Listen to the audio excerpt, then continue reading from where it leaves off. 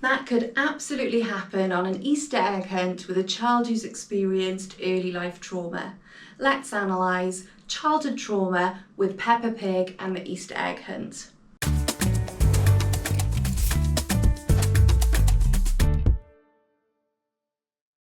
As a parent, I have watched so much Peppa Pig in my time, but who knew that Peppa and George can actually help us understand the challenges that some of our children who've experienced early life trauma can face at Easter?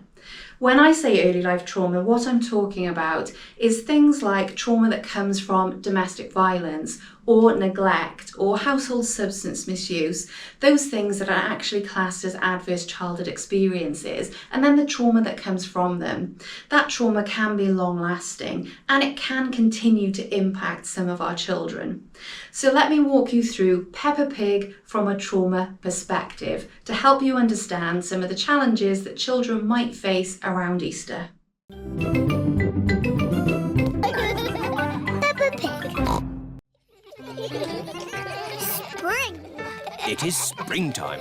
Grandpa Pig has made a chocolate egg hunt. Is everybody ready? No, Grandpa. Freddy Fox isn't here.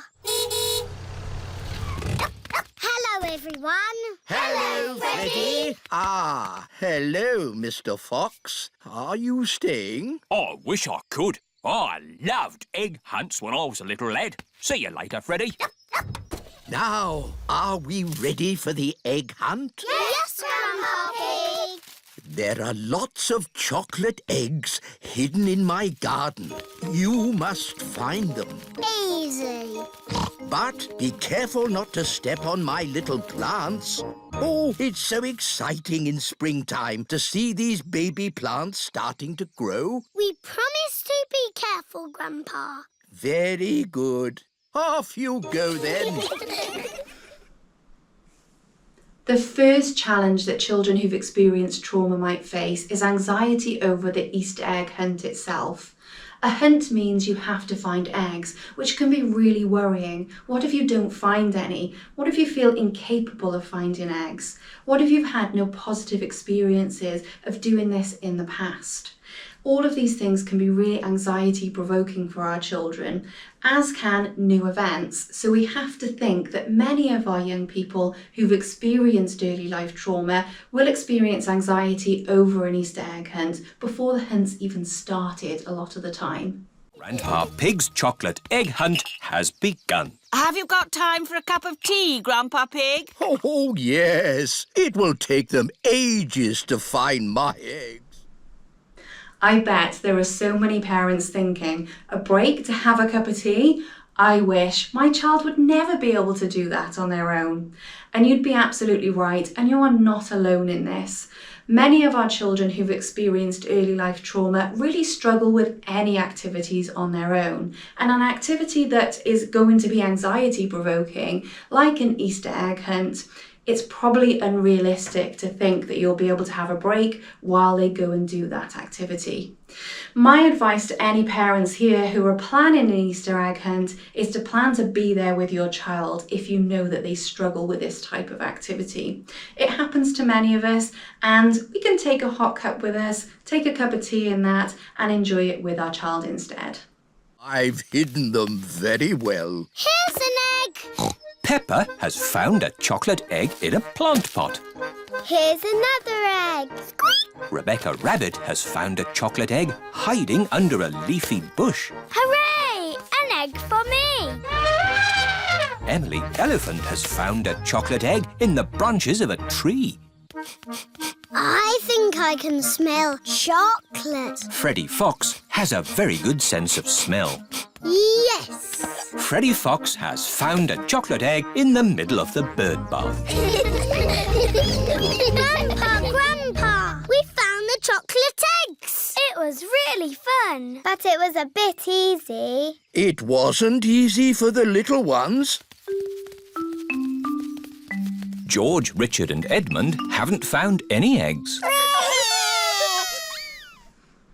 Difficulty succeeding in an activity like an Easter egg hunt is common in children who've experienced early life trauma, particularly if they're experiencing developmental trauma as well. Developmental trauma can impact on their ability to process information, to problem solve, and to order things in a logical way. These are all skills they would need for an Easter egg hunt. This means they can find it especially hard to navigate those hunts and succeed in them. Developmental trauma can also impact on other areas as well, including their ability to do things like run and climb and use their motor skills and access the eggs in the first place.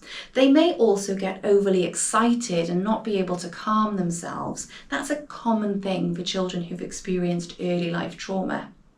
So all of these things combined can make Easter egg hunts really difficult for our children, and they may end up like George and his friends being unable to find Easter eggs. George Pig is quite young, and some of these things might be expected for a child of his age. But with our children who've experienced early life trauma, sometimes they're a lot older, so Peppa's age or maybe in their teenage years, and these things are still happening because of developmental trauma. What can also result from that is the over-the-top crying that we saw from George, or maybe a tantrum, or in some cases, aggression, running away, or breaking items. All of these things can result from that early life trauma. So what advice can I offer to parents? Well, the first piece of advice would be to be prepared for this. If you know your child struggles with these situations, if you prepare yourself that these types of things might happen, then it will be easier to deal with at the time. You can put a plan in place and you can really support your child and know you have to be there. Of course, there's things like lots of co-regulation and guiding them through the activity, helping them where you can. They're going to need a lot more support than other children their age. I wonder where the other eggs are. Ho, ho, ho, ho. Chucky egg!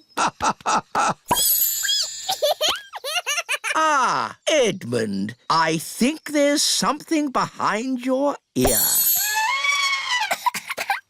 Everyone has found a chocolate egg. What do we do now, Grandpa Pig? Ha ha! You eat them, of course.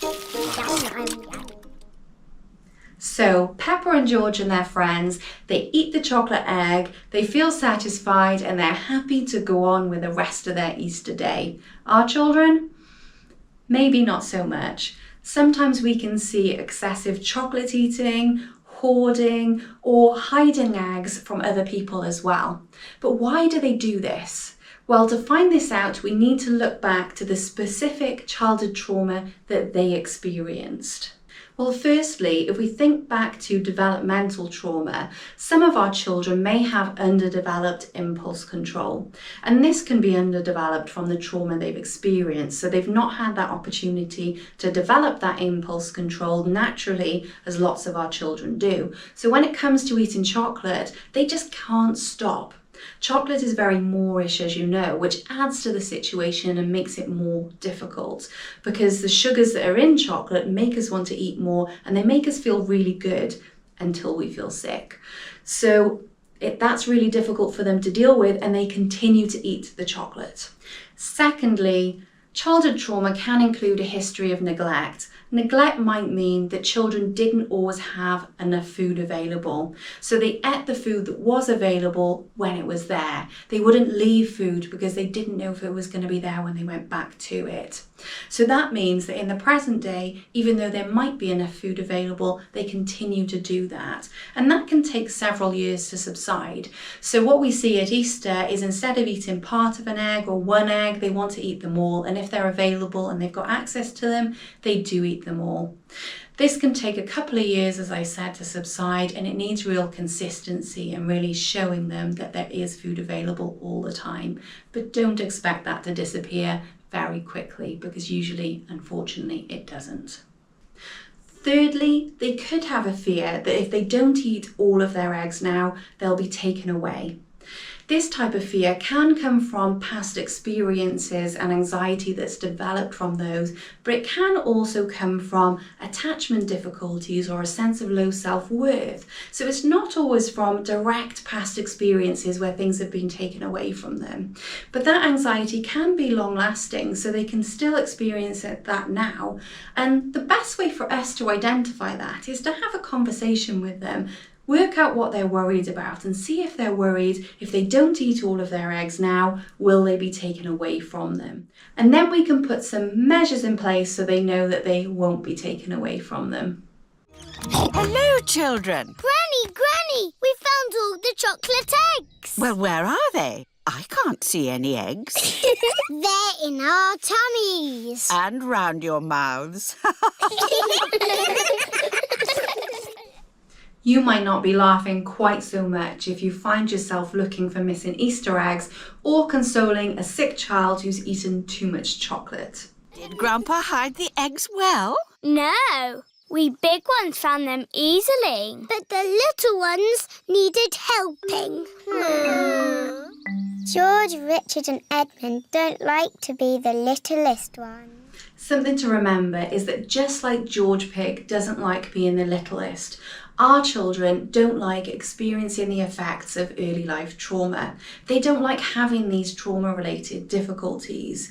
Often they just wonder, why is it that they find Easter egg hunts so difficult when their friends find them so easy and seem to enjoy them so much? It can be really difficult to be experiencing the impact of early life trauma.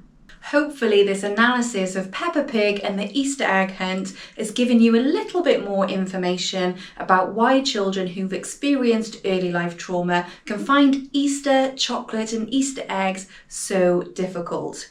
If we can approach Easter with compassion and empathy and support for our children, we can really set them up for success. If your child has similar difficulties to the ones I've described in this video, pop them in the comments. I would love to know about your experiences.